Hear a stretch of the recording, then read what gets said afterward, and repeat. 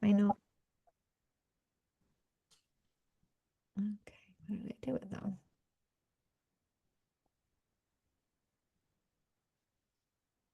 I just had them out. What did I do with them? Oh, here they are. Okay. All right. Welcome to the show, Ginny. Welcome to the Mom-entum Podcast. Thank you so much for coming on. Thank you for having me. It's great to be here. Yeah. So I introduced you prior to this, but I want you to start with your story from your point of view.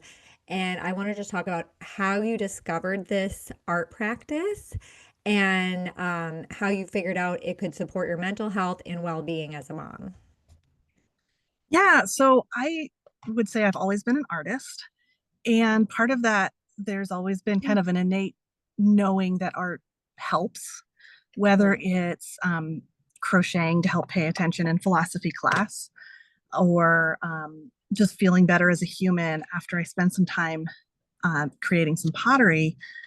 But a big shift into specifically using art for well-being happened in 2020 with the COVID lockdowns, pivotal time for a lot of us. I I knew that doing something consistent and intentionally regularly would help.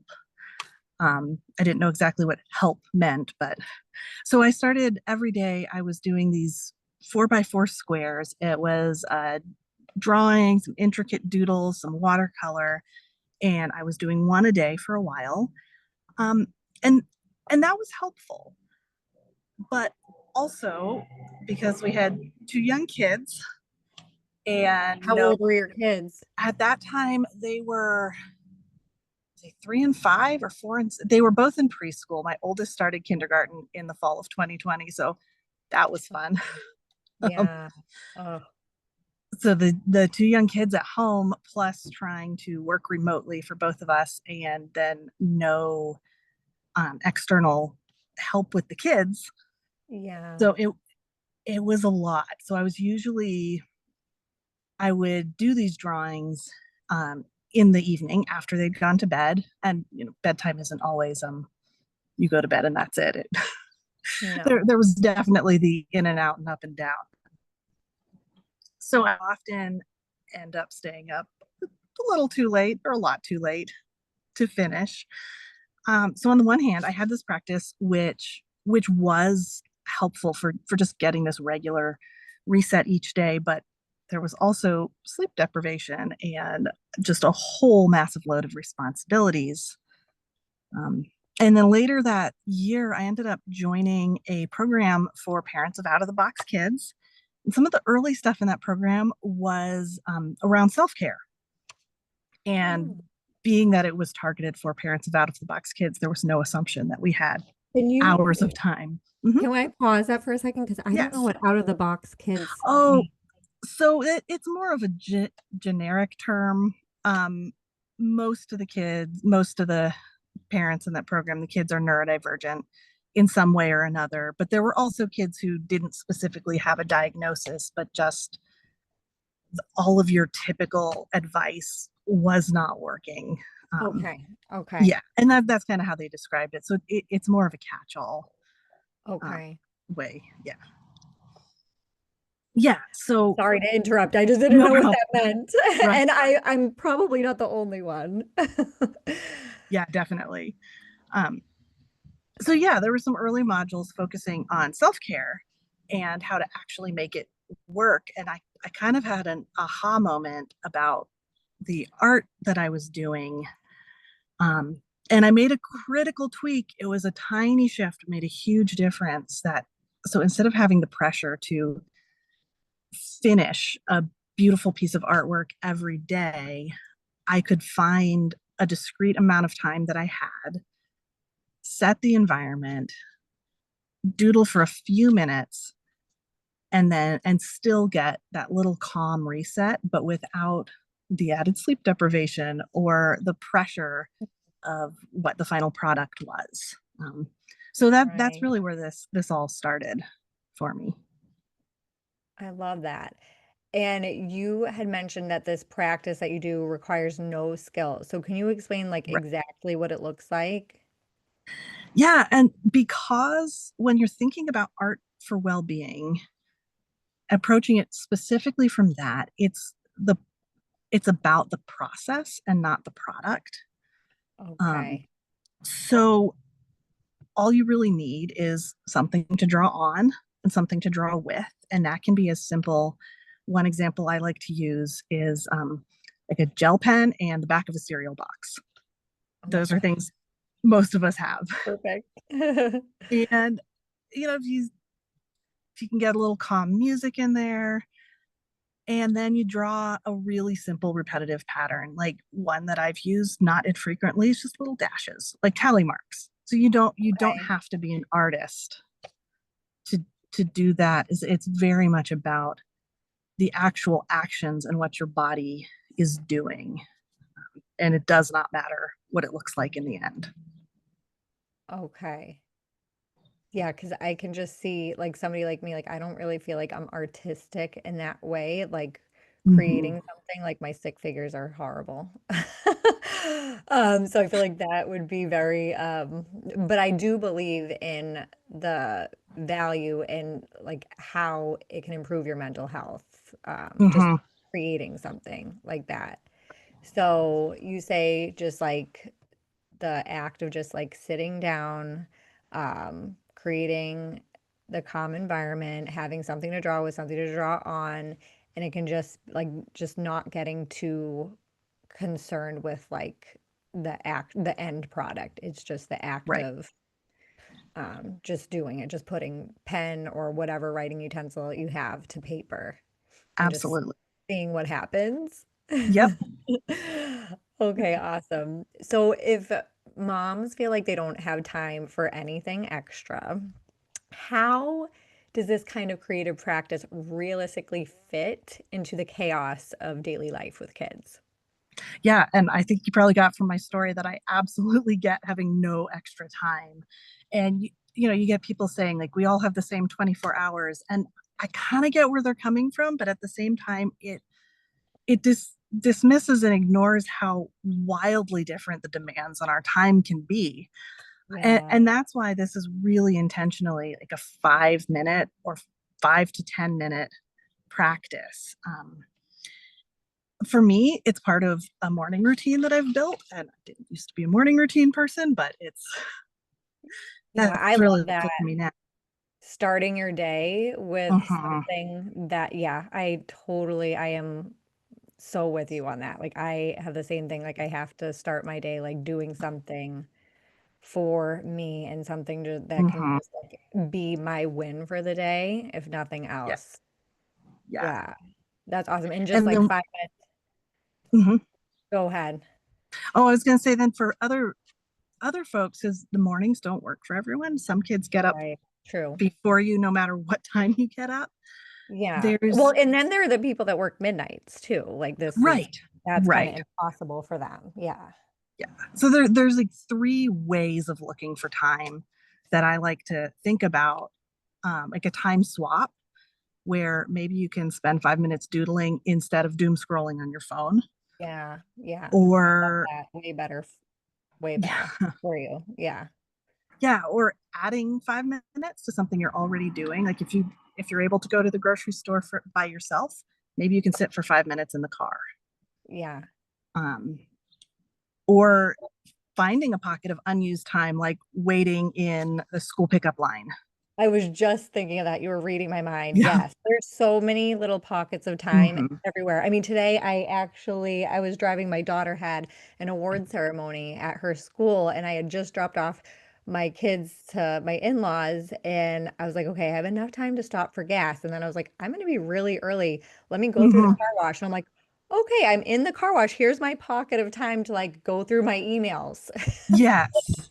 But Yeah. yeah, they're everywhere if you train your mind to look for them, right? Right. And if you only need 5 minutes, if you don't need even Yes. 20 minutes can feel like too much. Yeah. I love that. Just 5 minutes of your time can really make a huge difference.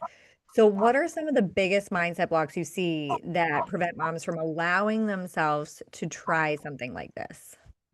Yeah, so we've talked about like two huge ones are I'm not an artist and I don't have Yeah. time. Yeah. And I think another big assumption is that 5 minutes doesn't make a difference. Yeah. Uh, Yeah. So, can you explain why 5 minutes does make a difference? Because I believe it. I believe it does. right. If it's part of your regular routine and practice, it's a daily signal to your brain that you're taking care of yourself. Yeah. It helps teach your brain that you're safe.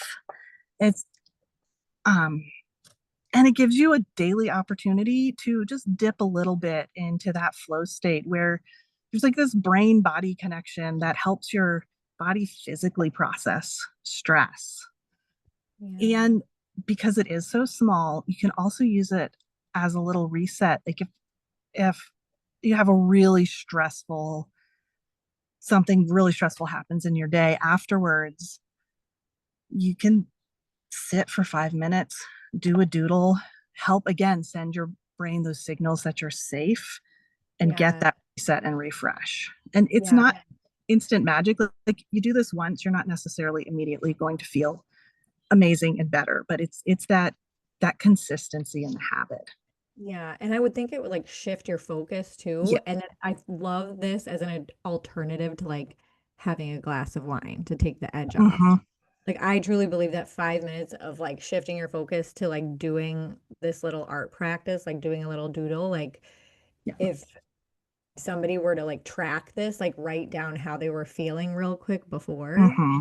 how they feel after the 5 minutes, I'm sure that they would notice a Yeah. difference, don't you think? Well, absolutely. And thinking back to when you can find time, if you take 5 minutes right when you go to bed, that's an easy place to add in time. And then it helps calm your mind and still you and get you ready to sleep. Might Yeah. make a difference in being able to fall asleep too. Yeah, yeah, that's awesome. So you've experienced the mental health benefits firsthand. Can you describe how this practice helped you emotionally or mentally during the tough seasons? Yeah. So I already talked about the COVID lockdowns, and that was a big, tough season. Uh, about a year and a half ago, fall of 2023, both of my kids were, for different reasons, having massive school struggles. And it was really stressful. It was really unpredictable. I had to constantly have my phone on me because there could be that an emergency call from school at any time. And so I was in constant on edge, fight, flight, freeze mode. Um, and logically, we were working on stuff. We were getting supports into place. There were teachers and therapists, and I knew we were getting through it. I knew there was a path. And then someone would ask me like a really tough question, like, "Hey, how you doing?" And I would just break down. It was Oh, such a yeah. hard season. And with the reminder then that creating art regularly really does help teach your brain we're safe. There's no Yeah. bear. It's not. There's um yeah, it really was not instant magic, Mm-hmm. but it did help process those stress hormones and the adrenaline. Those are like physical things happening in your body. So even if your brain knows logically what's going on, your body doesn't always believe it. Right. Yeah. And yeah, so having this kind of reset really helped bring me out of that constant fight, flight, freeze. And so we were able to work through the struggles, and the kids are wrapping up their school years this week, and it has been such a good year for both of them. They're doing Oh, so well right oh, that's so good to hear. I'm curious, now. do Yeah. they do something like this too? Are they artistic? One of them, they both draw a lot in very different ways. I I should more intentionally try and do something like this with them. I Yeah. mean, well, you don't want to shit on yourself, but I Right. mean, yeah, I could just, But yeah, mhm. yeah, it really is. It's so therapeutic. Like, I know, like, my oldest daughter, she loves to color. And I just know, Mhm. like, even in those moments, because I have a 7, a 5-year-old, and a 2-year-old. And God, they can fight. Well, the older two can fight. And, they throw tantrums and stuff. And one of like the ways out for me, like instead of, you'll go the go-to like, do you want a snack or want to watch TV? Like one of the big ones is like, how about we color? Oh, that's great. Yeah, and it definitely, they have to be open to it, like not in the red zone, but Mhm. yeah, it definitely Yeah. helps for But my sure. 8-year-old, he loves to draw, and one thing he really likes to do is we call it chain pictures, where we set a timer and each of us draws for like 5 minutes, and then we switch papers, And and you then add on to the other and then we person's add on to drawing? the other Oh, person's. that's so cute. Oh my God. I think I'll try and do this with my daughter Lucia. She would love that. It's so much fun. That's such a cute idea. I love that. That's something I'm going to try.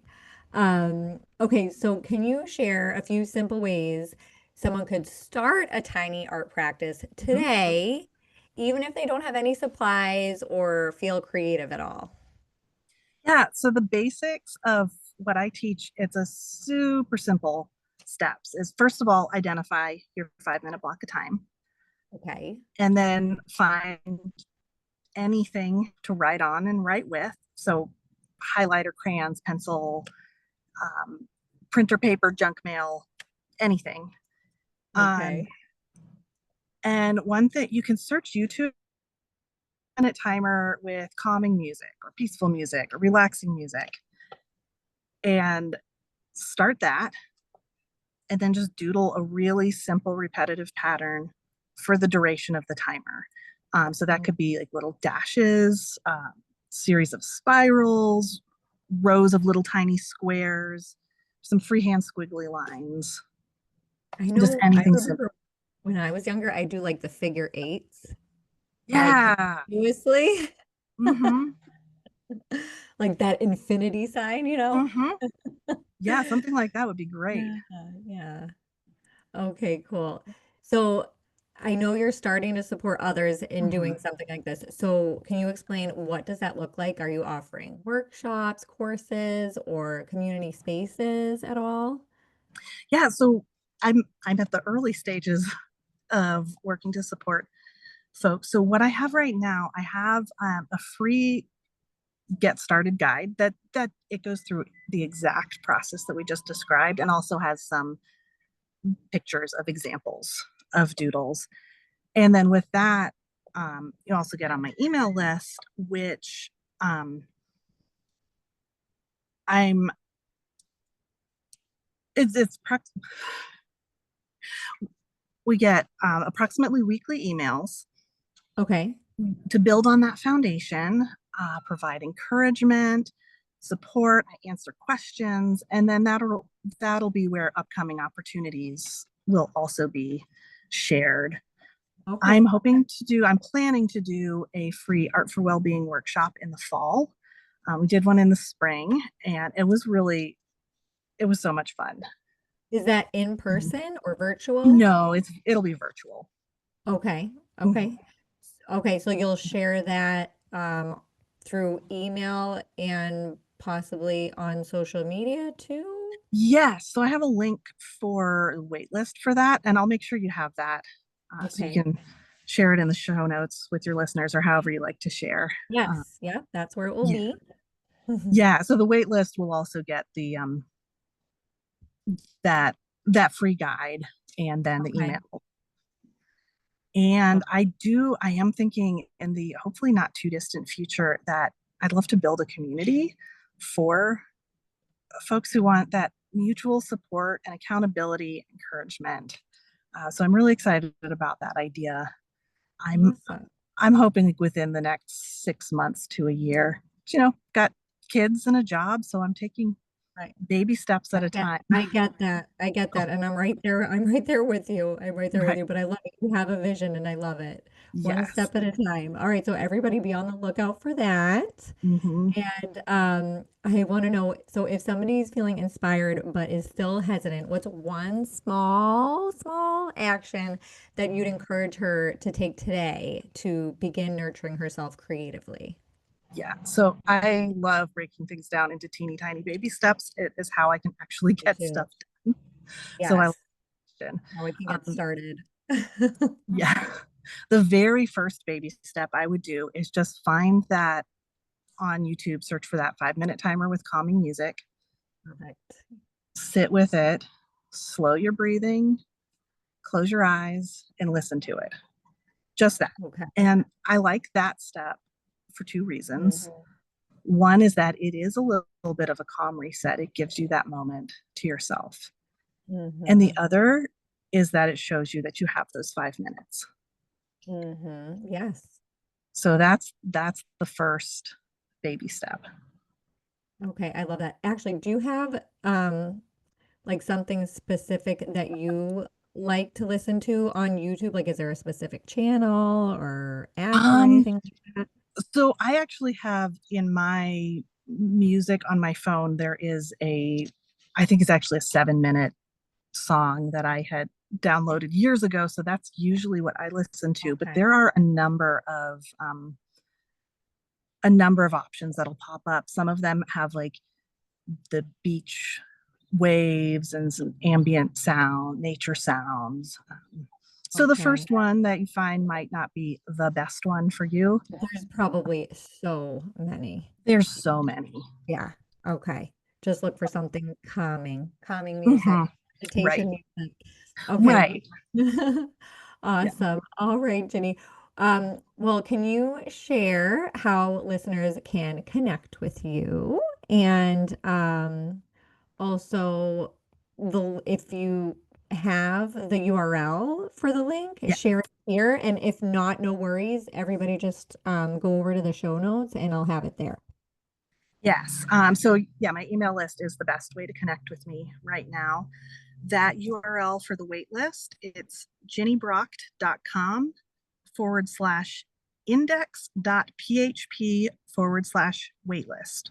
Haven't figured out yet how to get that index.php out of the URLs, but Okay. I we'll get might there. be able to help you with that actually, after we record this. All right. We'll talk about that. Okay, Or great. yeah, Go ahead. I was going to say also you could send me an email directly, ginnybrachtart@ginnybracht.com, and I can send the link too. And Ginny Bracht is GINNYBRACHT. Perfect. Awesome. All right, everybody. Well, our homework for you today is to take that first step. And I would just add to that, I think it would make such a huge difference if you took just like a couple of seconds to write down how you're feeling before, then find whatever music that you want to listen to, set a timer for 5 minutes, just relax, focus on listening to the music, taking deep breaths. And then once that timer shuts off, tune into your body and write down how you feel afterwards. And I know with all my being that the emotions that you're going to feel after that 5 minutes you take to yourself, it's it's going to be more positive versus the emotion that you feel prior to.